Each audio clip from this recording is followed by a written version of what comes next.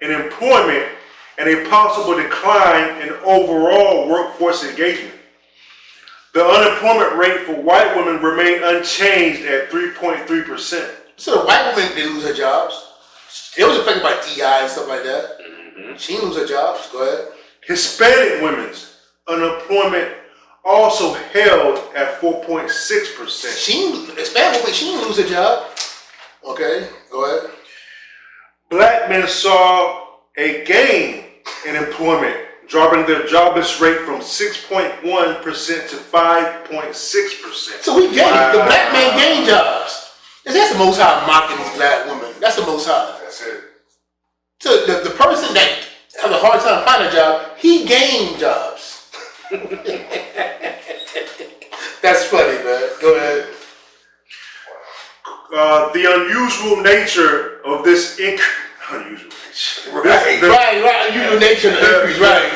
unusual nature of this increase in black women's unemployment is a testament to and a direct result of the anti-DEI and anti-black focus of the new administration's policies. Right. So Trump said, man, let's get rid of these black jobs, man. They all about black women. We don't need them. Yep. That's the Most High. Most High put the spirit. He got rid of anybody. Black man job, Latino man job. But he let the Most High's in the Trump. The Most High man get rid of that nigga woman job, man. You know, that's exactly what happened. Go ahead. Cunningham noted that many black women are searching for jobs but not finding them. They can't get no other job. No one want to hire them. Yep. And the thing is, you black women got a big mouth. You get on social media and talk shit to everybody. Talk shit about black men, but they also blow against white men and white women. Yep. Mm-hmm. We got that. We the most educated. Mm-hmm. We got the most houses. And they glow. And I've been seeing white men comment, they talking shit to them. Yep. So you got the same white men that they hire them. Yeah. The hell no, we ain't hired them. We hired a black man before we hired a black woman. They tired of you. They are tired of you. They're tired of your mouth, your gloating. You know, that's one thing to talk bad about a black man, but then you gonna go against the white man. Right. You can forget about it. That's true. Yeah, they gloat against the white man. They think they better than the white man in his own system. Right. That's how delusional these women are, man. Go ahead. Cunningham noted that many black women are searching for jobs but not finding them. He said, eliminating diversity, equity, and inclusion roles and cuts in federal government jobs are key contributors. See, the federal government hired a lot of black women. See, the federal government got a good salary, got good benefits, and it's an easy job. They don't do much work. Right. So they target a lot of these black women. That's what that DEI is all about. And it's affirmative action was to hire a black woman. Don't really give black men no type of job. Just promote the woman on up. Promote on up. She had gets big. Now she don't need a damn man. And what you black men ain't doing nothing. You need to get educated. They still talking junk. You need to get educated, this and that. But now they taking no benefits from the black woman. They stripping her bare. Go ahead. The BLS reported that federal government employment dropped by 9,000 in April and is down 26,000 since January. Wow, yes. Trump taking away all those federal jobs, a lot of federal jobs. Go ahead. For black women, the numbers show that those seeking work are not finding jobs, Cunningham said. The jobs that have traditionally been a path to stability are disappearing. Right, disappearing. Yeah. Yeah, they're done. And of course, AI taking a lot of these jobs too. Yeah. So all the black women getting hired, that 106,000 black women that lost their job, the majority didn't get a job. Right, because they now they're proud too. Right. They were making this much, they were working this much. They're not gonna go just take an entry level position somewhere, so they're gonna stay unemployed. The Latino woman, especially from the tribe of Issachar and Zebulon, the Mexican Central American, they'll go out and paint a house right next to their man. Yeah. I put up a gazebo. It was a Zebulite couple that put it up for me. Okay. Yeah. Right there with her man. In the hot sun, put that gazebo up. Yeah, I've seen it too. Cleaning windows. Everything. Cleaning, construction, Yep. sheetrock, roof. I heard come on the roof. On a roof, you name one black woman going to do those jobs. Right, you're right. Yeah, they're too proud. They've been having it too. They've been easy, having it too good. They haven't had it too good. So like you said, they're too proud. They ain't gonna go out there and they ain't gonna apply for put them sheetrock. They're not gonna do that. Man, so hey man, y'all in the pickle, man, as they say. So give me Isaiah 32:2. Go. Book of Isaiah chapter 32 and verse 2. And a man shall be as an hiding place from the wind. That's right. A man should be a hiding place from the wind. Meaning a man should be protection from the destruction that's coming to America. Go ahead. And a covert from the tempest. And a covert from the tempest. Now you lost your job. Now you had a man said, baby, don't worry about it. Relax. I can pick the slack. You know what I'm saying? Right. But you don't have that. That's why you need a man. Or you lost your job, you had a man, you might have had a little nest egg. So okay, I'm good for the next 4 or 5 months. I got this my money saved up. But all those women that lost their job, they don't got no nest egg. They got no more credit card debt. Go ahead. It says, as rivers of water in a dry place, as the shadow of a great rock in a weary land. That's right. The most High set the man to be your protector. Okay? But you don't, instead of working with the black man, okay, great, you make $100 grand. Give another brother. Say he makes $70,000, that's $170,000. I need somebody to make more than $100 grand. Right. Make $200 grand. You out your damn mind. You look down on the black man, and now the Most High is stripping you of all those damn jobs you have. Okay? And we told you Esau going to strip those jobs from you eventually. We told you that for years. But out of silly pride, you thought that you're going to keep those jobs. And you know, I saw one black woman on social media. They run their mouth so much. And it's so powerful. You know what's going to happen? We ain't worried about 106,000 black women lose their job. All the black women, we're going to start our own businesses. And we're going to take over this place. Like, these people are crazy, man. They crazy. Okay. Give me Micah 7 and 10. Okay. Book of Micah chapter 7 and verse 10. Then she that is mine enemy. It's talking about the Israelite woman has become an enemy to the Israelite man in America. Go ahead. Then she that is mine enemy shall see it, and shame shall cover her. That's why she gonna see all this destruction that's gonna come onto America, and she gonna be shameful about it, Right. Because she ain't gonna have no protection. And it's already see it right now. Go ahead. It says, and shame shall cover her, which said unto me, where is the Lord thy God? And personally, I done had that before. Well, since the Lord can't be with you, you don't got money like I have. You don't have this. You don't have that. That's when they don't think the Lord is with you because you don't have the riches of America. Right. You're not on the status of the white man, or you're not on their status. Where your Lord God? You talking about that Israelite stuff? Mm-hmm. It's about getting to that bag. I ain't trying to hear that Lord God. He's not white Jesus. He's not the God of the church.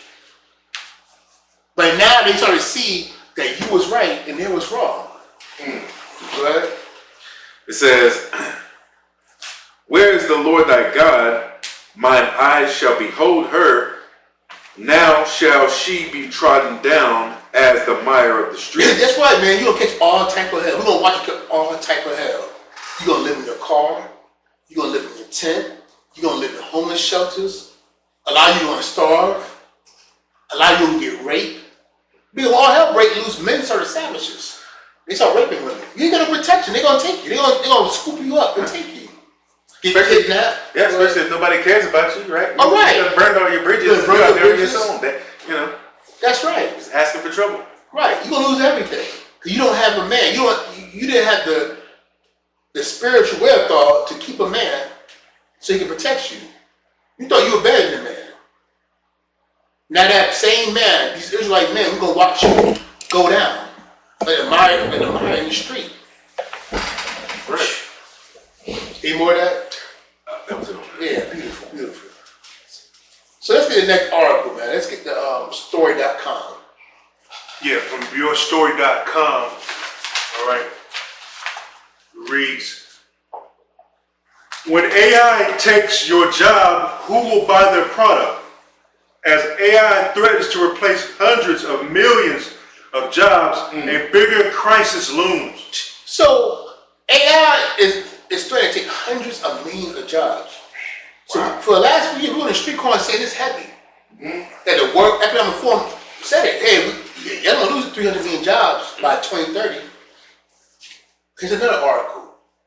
And who's this that said this? Okay, it's a different article. But okay, go ahead. Continue. I got my articles mixed up. But go ahead. A bigger crisis looms. Who will be left to buy what companies sell? From assembly lines to outsourced call centers, businesses have always had one goal: to reduce labor costs. Right. So now you're seeing factory jobs being lost. You know, what's the other jobs at factories? What else? Read that again. From assembly lines to outsourced call centers. Call centers gone. Customer service jobs gone. But businesses have always had one goal: to reduce labor costs. that's right. So a lot of people are very naive and very delusional, saying that, well, my job won't do that because my job cares about me. They care about the people and they family oriented. They don't care. The bottom line is about saving money. Right. If they can save 500 grand a year and cut 2 or 3 people, they don't cut you. That's right. They don't give a damn. They don't matter in the profit. They want more. This white man is a greedy bastard. He could make $1 billion in a company for 1 year. Right. But if he could make $1.5 billion, your ass gone. Yep. You know, he can't spend that $1 billion. No. But it don't matter. It's greed. There you go. Go ahead. Automation is just the latest tool in a centuries-long playbook to replace human hands with cheaper alternatives. Right, so they've been planning this for a long time. Go ahead. But the rise of AI is different, not just in scale, but in consequence. We're not just talking about replacing factory workers anymore. We're now seeing lawyers, Gone. Go ahead. engineers, Gone. I mean, this is high-paying jobs. Yeah. Go ahead. artists, Gone. and educators being edged out by algorithms. Teachers, professors, gone. Generative models like ChatGPT, LLMs, and robotics are advancing rapidly. Yeah, that's who's getting all the degrees. Right, exactly. Goldman Sachs predicts AI could replace up to 300 million jobs globally. Wow. Affecting 40% of current roles. 40% of people's jobs could be eliminated. Wow, that's just crazy. You can't imagine that. Look, it's funny because this draws my thoughts back to Panay's lesson last time it was out. Right. All these job closings going on in Babylon, man. Y'all better wake up. Right. Yep, it's here, man. Yeah. It's here. It's getting worse every month. Go ahead, brother. Call centers that introduced AI in 2023 laid off over 26% of their employees. You hear that? Call centers that are using AI for the last 2 years laid off 26% of people. That is a lot. It's going to get worse. Yeah. So soon, all the calls will be run by AI. Go ahead, brother. A world built for the 1%. Oh, this world is built for the 1%. See, the thing is, this AI technology and them getting rid of all the benefits, this is part for the newer order. It's all about control for this 1% to have control over the people. They already got all the money. Mm-hmm. But they're going to get even more richer, and they're going to have even more control over the people. Okay, it's going to be 1%, and it's going to be the poor. And the poor is going to serve the 1%. I think they call it a feudal society. Mm-hmm. When the poor works for that 1%. The middle class is going to be gone, the upper middle class is going to be gone, and the rich is going to be gone. When I say 1%, that's the super rich. Yeah, that's right. The super wealthy. Okay? So you're a millionaire, that's going to be gone. It's going to be you worth billions or trillions, or you poor. And you're going to be on that universal basic income. Because you don't have a job. In order to get the universal basic income, we got to get the mark of the beast to get that income. Right. Total control. Revelation chapter 13. We've been preaching about this for many years. And now it's happening. So give me Job 9:24, brother. Okay. Talk about the 1%, okay? This the 1% the scripture's talking about. That we've been talking about for many years. Go ahead. Book of Job chapter 9 and verse 24. The earth is given into the hand of the wicked. Who's the wicked? The wicked is the so-called white man. But more specific, it's talking about the elites. Right. Now, when you look up that word wicked in the Hebrew, it means criminal. Who is talking about Esau, Cain. Okay, that's who ruined the earth. Okay, the wicked, the so-called white man, the 1%. Go ahead.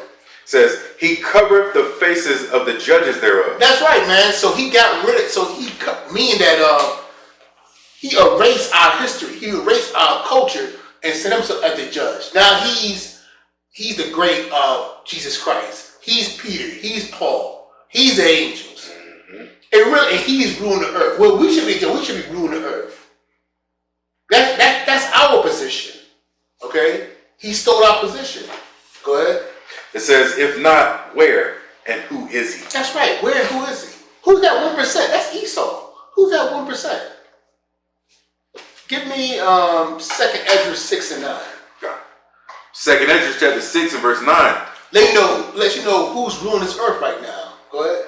For Esau is the end of the world. That's the wicked Esau. Go ahead. And Jacob is the beginning of it that follows. That's right. Esau is the end of the world. So who's ruling the earth right now? Esau. That's right. And who the next kingdom come? Jacob, the 12 tribes of Israel. Okay? That's the 1%. Okay? But you guys either like, well, I'm not part of 1%. Well, hey, you part of that bloodline, you going down right along with them. See, our kingdom, all the Israelites gonna be rich and doing good. But your kingdom is wicked. So the 1% is rich and the rest of y'all poor. That's your kingdom.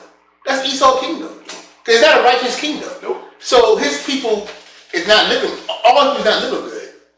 But our kingdom is righteous. Everybody's going to be living good because we're a righteous kingdom. Go ahead, brother. High-end brands are booming. So check it out. So here everybody is struggling, but the high-end brand is booming. So expensive things, the sales are booming. Right. Business as usual, making more money. Go ahead. Lamborghini has sold more cars in the past decade than in its entire history before that. Luxury gems, designer groceries, $300,000 cars, and $20,000 watches aren't niche anymore. There are simply more rich people than ever. Right. Why? Asset ownership, not waiting.